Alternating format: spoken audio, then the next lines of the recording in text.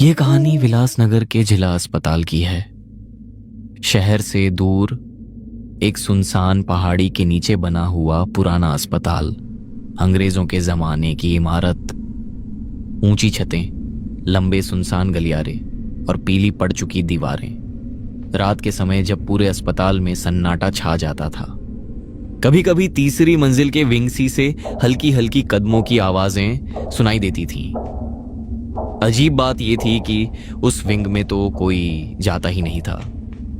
सब वहां जाने से डरते थे क्योंकि वहां कमरा नंबर 303 था, जो पिछले 15 सालों से बंद पड़ा था।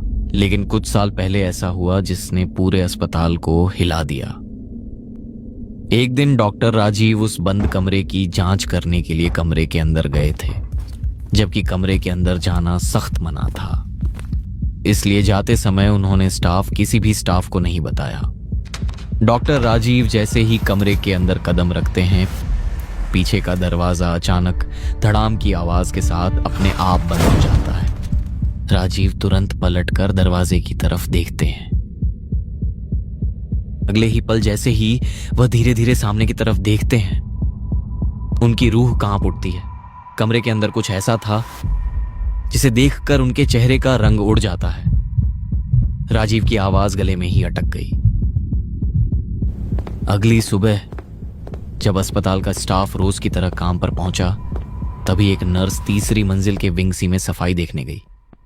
जैसे ही वह कमरा नंबर 303 के पास पहुंची, उसकी नजर दरवाजे के नीचे फर्श पर पड़ी किसी चीज पर गई। वह झुककर ध्यान से देखने लगी और अगले ही पल उसकी तेज चीख पूरे कॉरिडोर में गूंज उठी।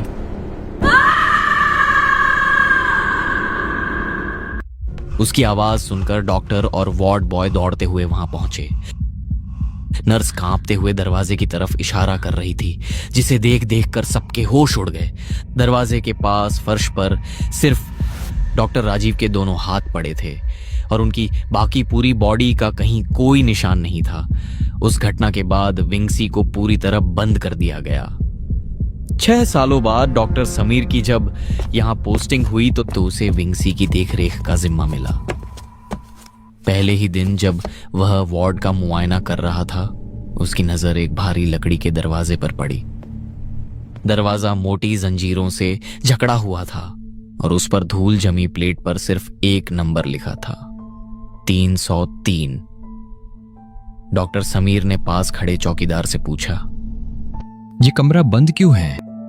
चौकीदार कुछ पल चुप रहा, फिर धीरे से बोला, साहब, ये कमरा 303 है। यहां 15 साल पहले जो हुआ था, उसके बाद से कोई अंदर नहीं जाता। समीर कुछ पल उसे देखता रहा, फिर पास खड़े चौकीदार रामदीन से पूछ बैठा, अस्पताल में मरीजों की कमी नहीं, फिर एक पूरा विंग यूं ही क्यों बंद पड़ा है? इसकी चाबी कहां है? रामदीन का चेहरा अचानक उतर गया। उसने धीरे धीरे हाथ जोड़ लिए और धीमे स्वर में बोला, साहब, इस कमरे की चाबी सिर्फ डीन साहब के पास रहती है। यहाँ दवाइयां नहीं, दुआएं काम आती हैं। और एक बात याद रखिए, सूरज ढलने के बाद इस गलियारे में कदम मत रखिएगा। समीर हल्का सा हंस पड़ा और बोला, रामदीन, यह अस्पताल है, कोई डरावना किला नहीं। समीर को पहले यह सब सिर्फ अफवाह लगा था, लेकिन उसी शाम अस्पताल के पुराने रिकॉर्ड देखते देखते उसे कमरा 303 से जुड़ी एक पुरानी फाइल मिल गई। वह अपनी कुर्सी पर बैठकर फाइल के पन्ने पलटने लगा। कुछ देर बाद वह खुद से बुदबुदाया, देखते हैं इस कमरे का सच क्या है। समीर ने फाइल पढ़ना शुरू किया। 15 साल पहले इसी कमरे में एक ऑपरेशन हुआ था। मरीज थी मंजरी, एक जवान लड़की जिसे सिर्फ अपेंडिक्स का छोटा सा ऑपरेशन होना था। लेकिन ऑपरेशन के दौरान अचानक बिजली चली गई। अंधेरे और घबराहट में डॉक्टरों से बड़ी गलती हो गई और मंजरी ने ऑपरेशन टेबल पर ही दम तोड़ दिया।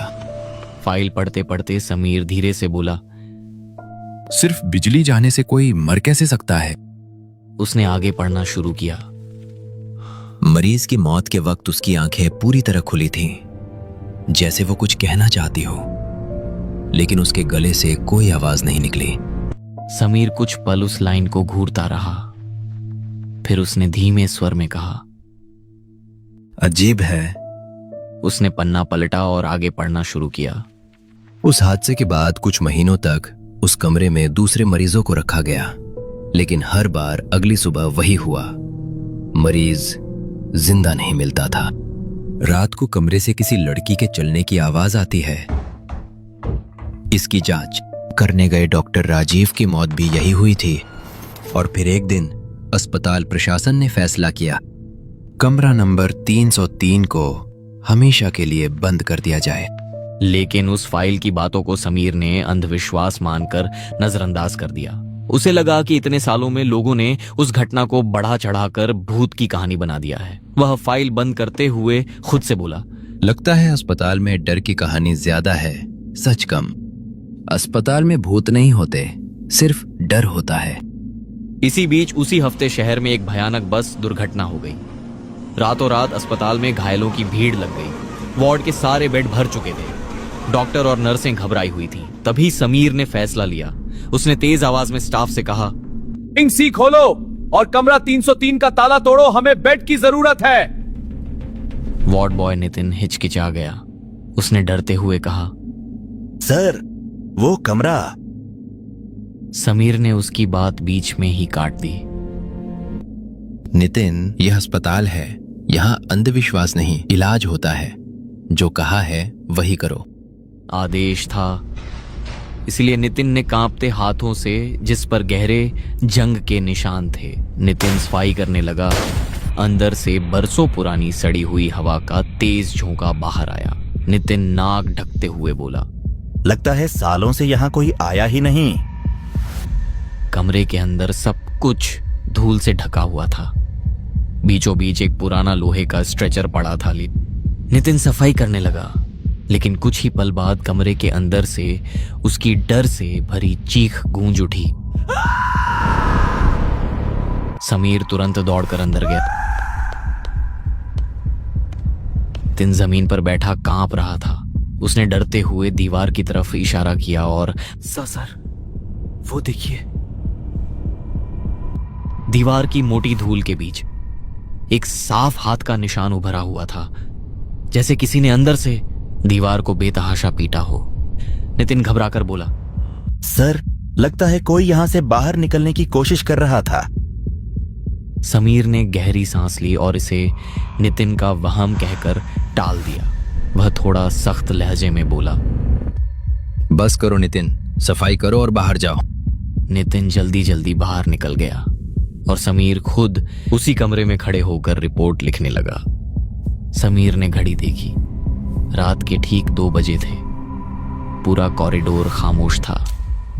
तभी अचानक बाहर की लाइटें टिमटिमाने लगी। समीर ने सिर उठाया और बुदबुदाया, ये लाइटें भी अभी ही खराब होनी थी। तभी उसके कानों के पास एक अजीब सी आवाज गूंजी, जैसे सर्जिकल औजार आपस में टकरा रहे हों। समीर का दिल तेज धड़कने लगा। उसने महसूस किया कि कमरे का तापमान अचानक बहुत गिर चुका था। उसकी सांसों से हल्की हल्की भाप निकलने लगी थी। वह धीरे से बोला, कौन है वहां? उसी वक्त उसकी नजर कमरे के कोने में रखे पुराने आईने पर पड़ी। आईने के अंदर उसे एक धुंधली आकृति दिखाई दी। एक लड़की जिसकी गर्दन टेढ़ी थी और आंखों से नीला पानी बह रहा था। समीर की देह जैसे जम सी गई। तभी उसकी नजर धीरे धीरे उस लोहे के स्ट्रेचर पर गई जो कुछ देर पहले तक खाली था। अब उस पर एक सफेद चादर ढकी हुई थी। समीर की सांस अटक गई। वह घबराकर बुदबुदाया, ये यहाँ कैसे? अचानक चादर के नीचे से एक सफेद हाथ बाहर निकला और धीरे धीरे समीर की तरफ इशारा करने लगा।